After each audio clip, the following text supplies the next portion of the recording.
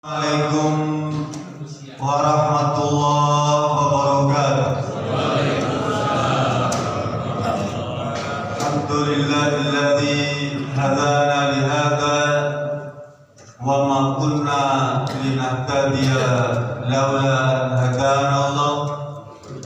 Allahumma shalli ala Muhammad wa ala alihi wa sahbihi wa mawala.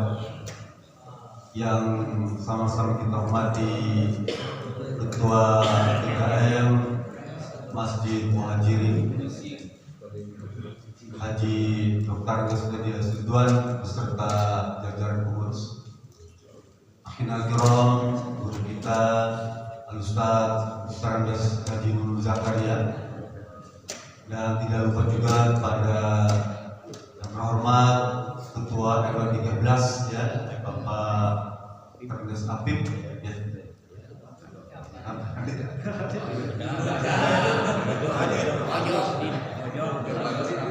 Ada ya.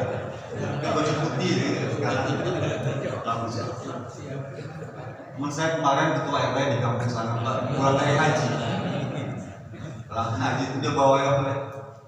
Kalau kita kan paling tas dan minyak wangi gitu ya. Enggak, dia bawa suling. Suling India gitu. Pernah lihat gak suling India yang sekali itu ular kober apa? Bilang dari India nih, Mekah. Waduh, buat apa? Iya buat nanti di rumah sakit. Rupanya dia pikir ular yang di rumah itu bisa bangun juga. Biru yang orang dia tak ular kobra itu, nggak bangun-bangun Pak. Bilang nggak bangun-bangun ular sakit. Saya bilang di tempat saya ada kopi plus 40.000.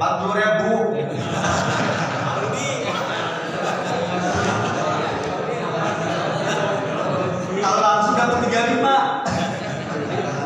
bisa 4 orang ya. Sekarang masih jualan nggak ya? Enggak ya? Masih? 40.000 Pak. Kalau misalnya beli ke saya 40, bisa belinya 35. Betul kan? Tema kita pagi ini apa? Lirikan matamu mengganggu sholat. Nah, gitu ya. Namanya apa? Lirikan matamu mengganggu sholat. Saya akan kutip sebuah hadis yang diriwayatkan oleh Imam Al-Baihaqi. Di sini ada Siti Aisyah. Suatu kali Siti Aisyah tanya kepada Rasulullah, "Ya Rasulullah, mal iltifat, bagaimana pendapatmu iltifat inda sholat?" Iltifat itu lirikan mata pada waktu sholat. Jadi Siti Aisyah sering menyaksikan ada orang kalau sholat itu matanya jelalatan gitu ya. Makanya ditanyakan kepada Rasulullah tentang perkara lirikan mata. Lalu Rasul jawab, huwa ikhtilasun yahtalisu syaitanu min sholatil abdi. Itu ada peristiwa pencurian. Ikhtilas itu pencurian atau pencopetan. Kan kita suka sering kecopetan, misalnya ada orang kecopetan, bukan dicuri, kecopetan. Nah, lirikan mata itu menurut pendapat Rasulullah SAW adalah pencopetan. Apa maksudnya? Syaitan mencopet pahala orang yang sedang sholat. Sekarang lirikan mata aja itu pahala kita dicopet sama syaitan. Mendapatkan keuntungan syaitan itu dari syaitan. Oleh karena itu kita harus jaga mata kita. Dulu Sayyidina Ali Pak, ya dia sering apa? Kalau melihat wanita tuh lama memandangnya ya. Kan memang dalam Islam itu diajarkan kalau kita memandang sesuatu yang indah, ya, yang bagus tuh ya, kita takjub dengan kebesaran Allah itu, kita disunahkan baca apa? Masya Allah. Ya. Bapak melihat bulan purnama, Masya Allah. Pokoknya yang bagus-bagus positif lah. Di sana menandakan kekuasaan dan kebesaran Allah Subhanahu wa taala. Kita disunahkan ngomong Masya Allah. Termasuk juga melihat wanita cantik. Masya Allah. Ya. Tapi yang bagus menurut saya. Masya Allah. Sebaliknya, kalau kita melihat sesuatu yang tidak menyenangkan, ya, yang negatif, ya, kita disunahkan baca Subhanallah. Amin. Misalnya ada orang nih digebukin copet, ya, kampung. Kita disuruh baca Subhanallah, ya. Atau melihat wanita pakai rok mini. Kalau bapak pergi ke pantai, ke Bandaran, ya, pakai baju renang gitu, jangan nyebutin Masya Allah. Terbalik. Sebut baca Subhanallah. Sunnah itu. Artinya apa? Maha suci Allah. Maksudnya mensucikan kita. Kan kita sudah melihat ya, melihat perkara yang negatif. Ya. Jangan bilang Masya Allah.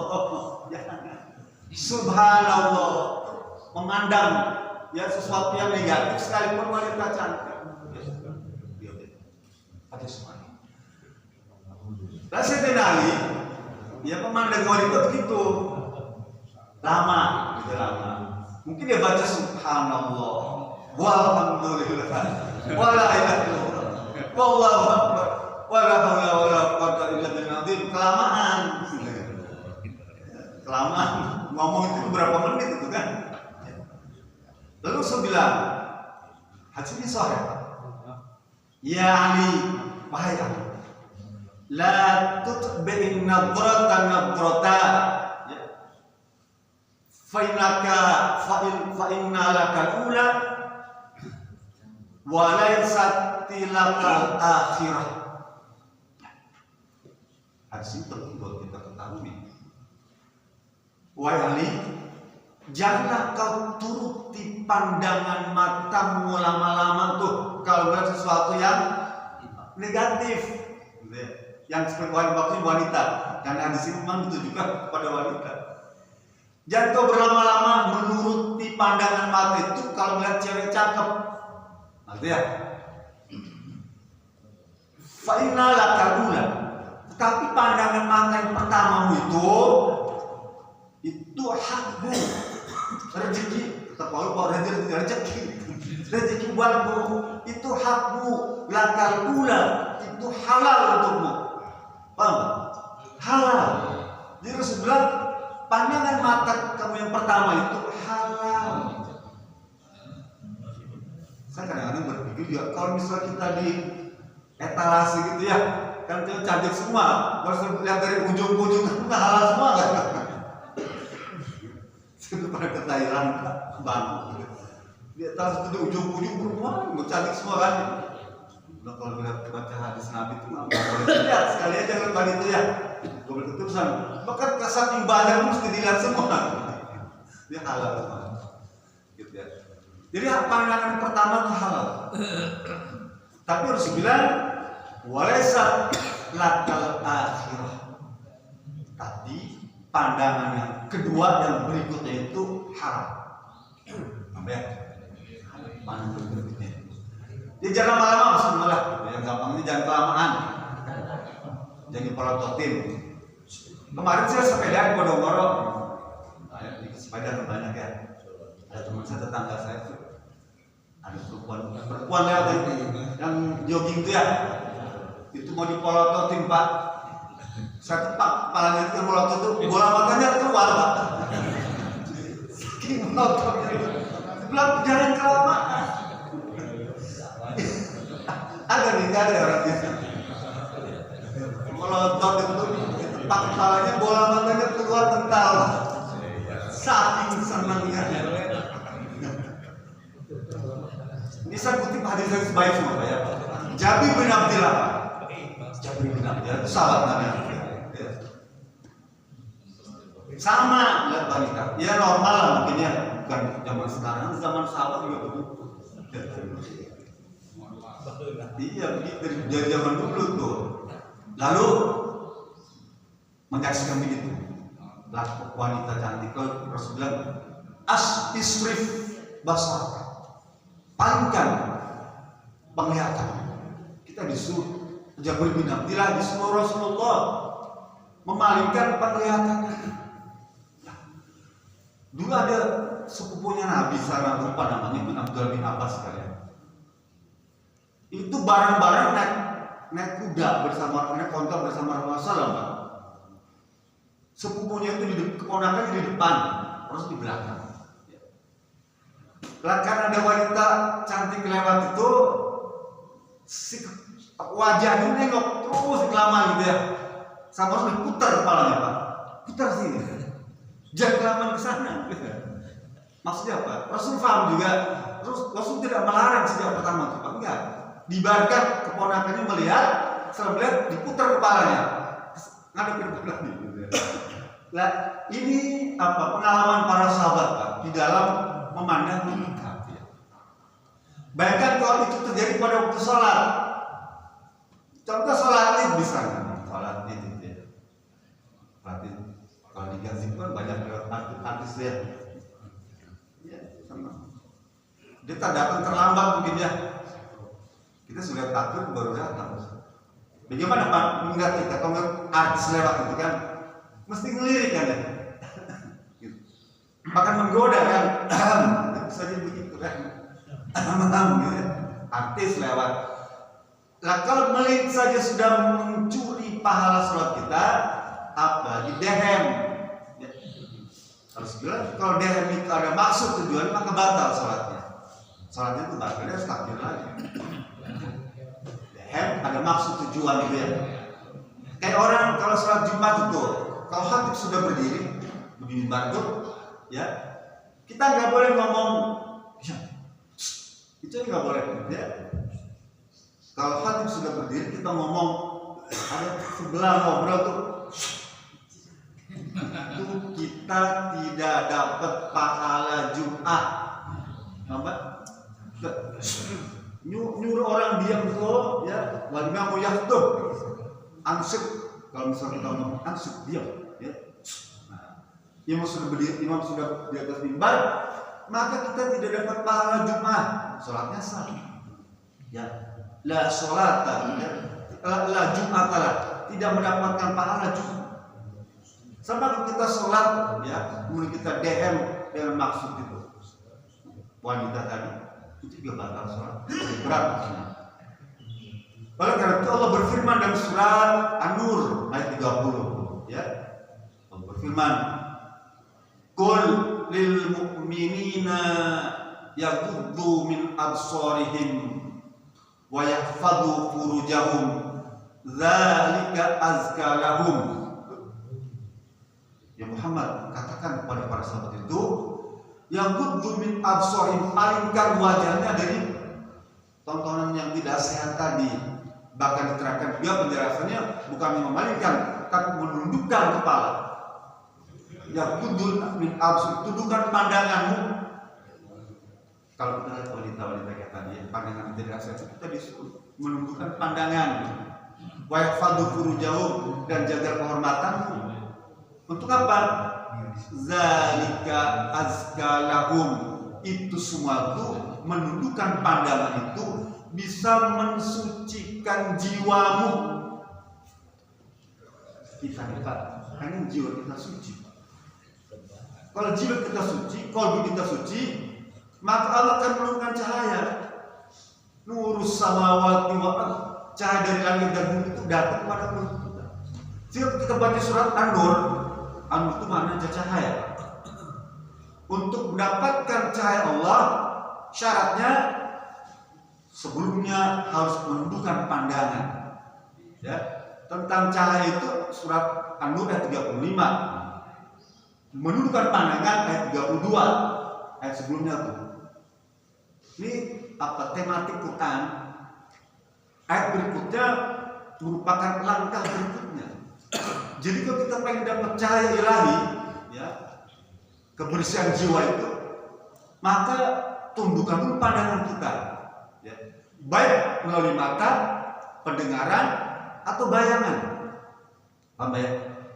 Bayangkan kalau bapak lagi sholat, ya, ngebayangin wanita, ya, wanita cantik dibayangkan pada waktu sholat. Tuh, wanita idaman. Mesti tidak akan khusyuk. Kalau misalnya pikiran kita pada sholat itu direkam, ya, ada dalam layar, ya, layar itu pikiran kita bersama wanita itu, ya, direkam dalam bentuk layar monitor, ya. Malaikat melihat, kan melihat Pak, lihat pikiran kita.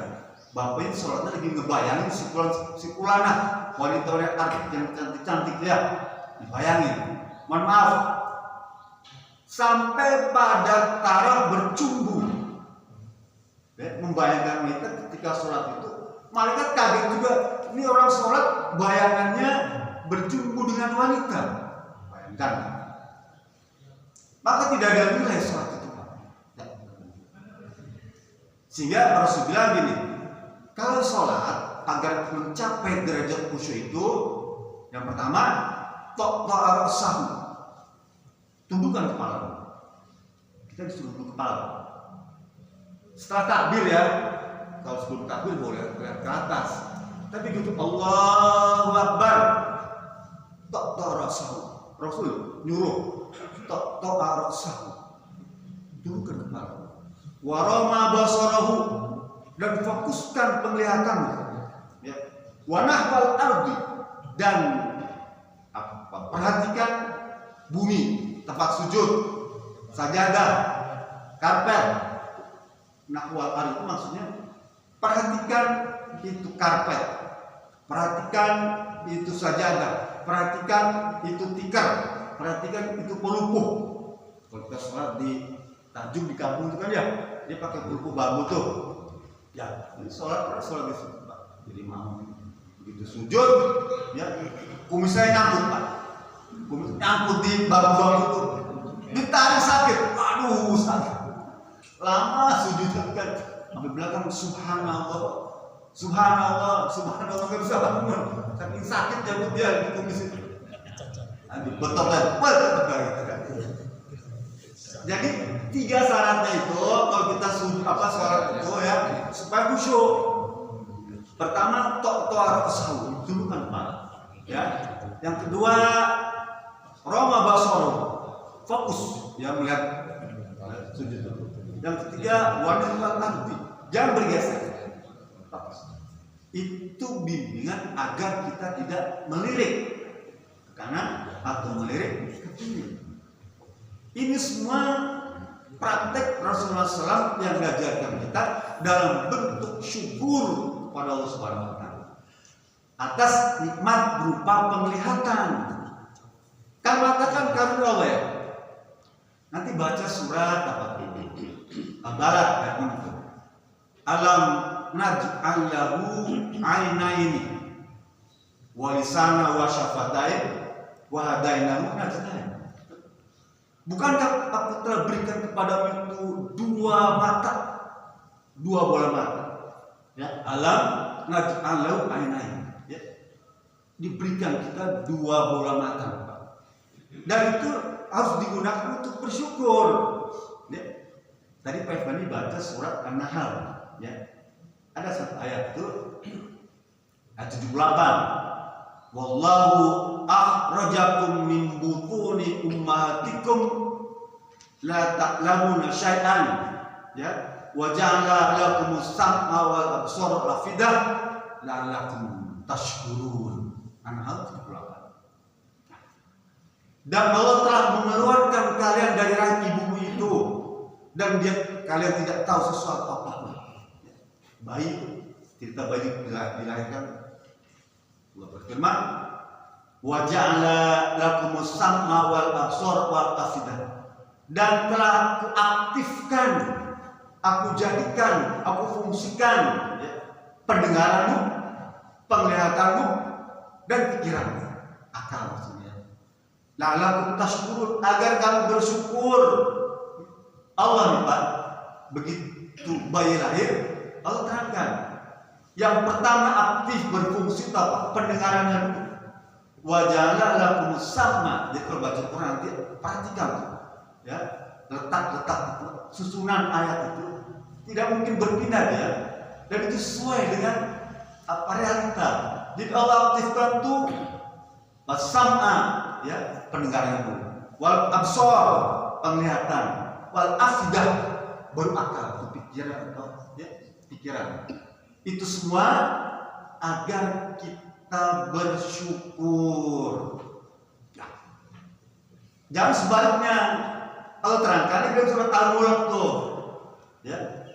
Wa huwallazi ansha'akum, dan Allah telah menyempurnakan kepada kalian, ya. Wa ja'ala lakumus sam'a wal absara fidah qalilan ma tashkurun. Ya. Allah sudah ngasih tahu. Telah disempurnakan pendengaran kalian, penglihatan kalian, pikiran kalian, tapi sedikit yang bersyukur. Sedikit yang bersyukur. Kalau gitu, bagaimana cara bersyukur? Gunakan penglihatan ini untuk bisa menambah ketakwaan. Ya. Dia surat Al-Ghasyiyah. Afala yanzuruna ilal ibili kaifa khuliqat wa ila samai kaifa rufi'at wa ila jibali kaifa nusibat wa ila ardi kaifa sutihat. Afala yanzuruna, tidakkah kau perhatikan, memperlihatkan, ya, menggunakan mata itu, ya, untuk menyaksikan kekuasaan Allah, bagaimana unta diciptakan. Kalau sudah aku unta dilahirkan. Wa ila samai kaifa rufi'at, bagaimana langit ditinggikan. Wa ila jibali kaifa nusibat, bagaimana gunung-gunung ditancapkan. Wa ila ardi kaifa sutihat, bagaimana bumi dihamparkan. Kita disuruh itu, Pak, ya, menggunakan mata untuk sesuatu yang bisa menambah keimanan dan ketakwaan. Allah kasih kita uang, rezeki, ya, kekayaan berlimpah, rumah mewah, kendaraan mewah, itu semua rezeki dari Allah yang harus digunakan untuk ketaatan pada Allah, agar ketakwaan kita meningkat. Begitu juga mata, gunakan untuk ketakwaan. Jangan kebanyakan kemaksiatan. Mungkin kita sulit menghindari, ya, handphone itu kan gawai luar biasa. Tapi setidaknya tidak ada motif yang sungguh-sungguh untuk menyaksikan itu. Sepintas sajalah, ya, sepintas sajalah. Itu manusiawi ya, sekarang ini agak berat meninggalkan. Ya, sepintas saja. Kata Rasulullah, ya, ainaini la tamassuhuman naru, ainun bakat min khasyatillah wa ainun batat hasrat fi sabilillah. Ada dua jenis mata, ya, yang neraka tidak akan bisa menyentuh dan membakarnya.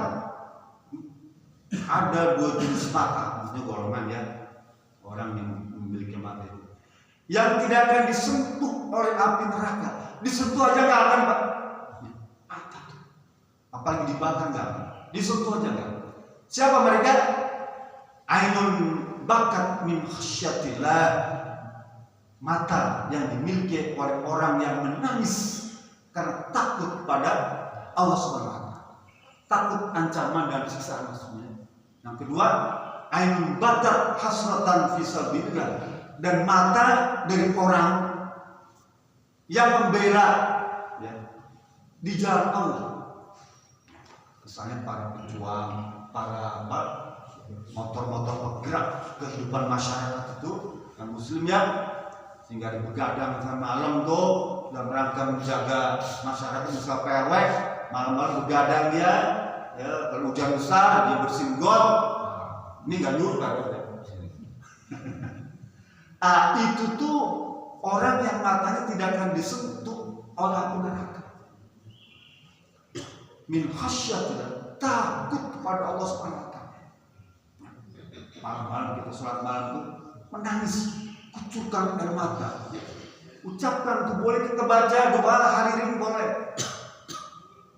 Nun Gusti Pangeran Abdi abdi neda pengampura tina saneskara dosa anu ageng anu alit tina lampahan salah. Ya Allah nu maha murah kaula manunggal Gusti. Tobat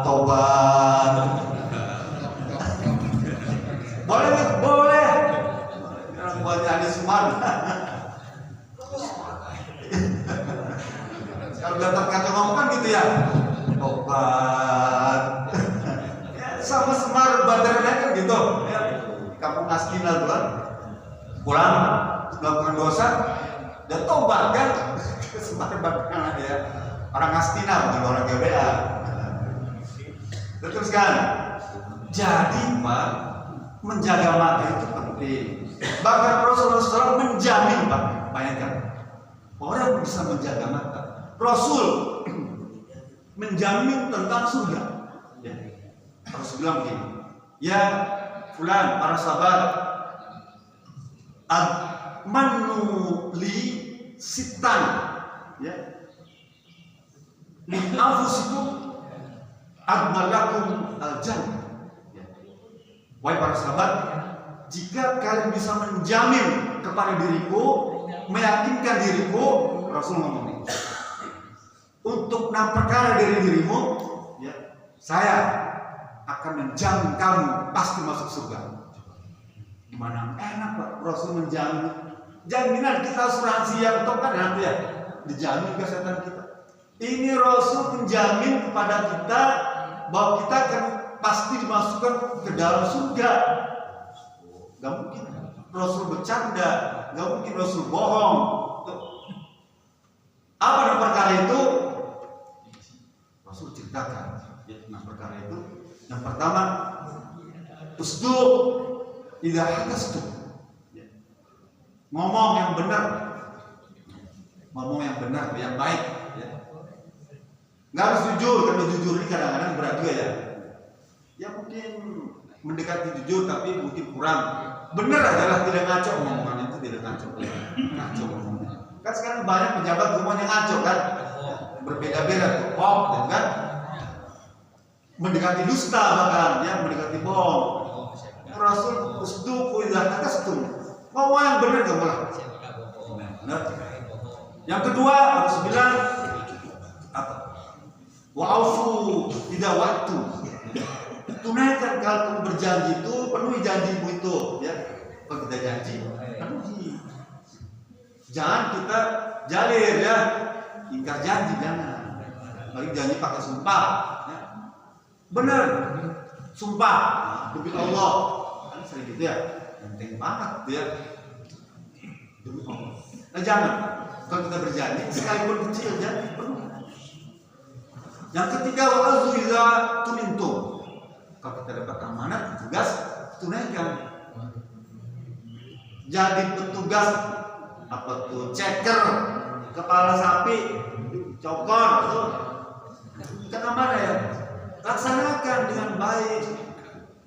Jangan cokor hilang, nggak tahu berarti cokor hilang di 5, wah bisa begitu. Kurang amanah, bukan tidak aman, kurang amanah. Itu kecil-kecil ya.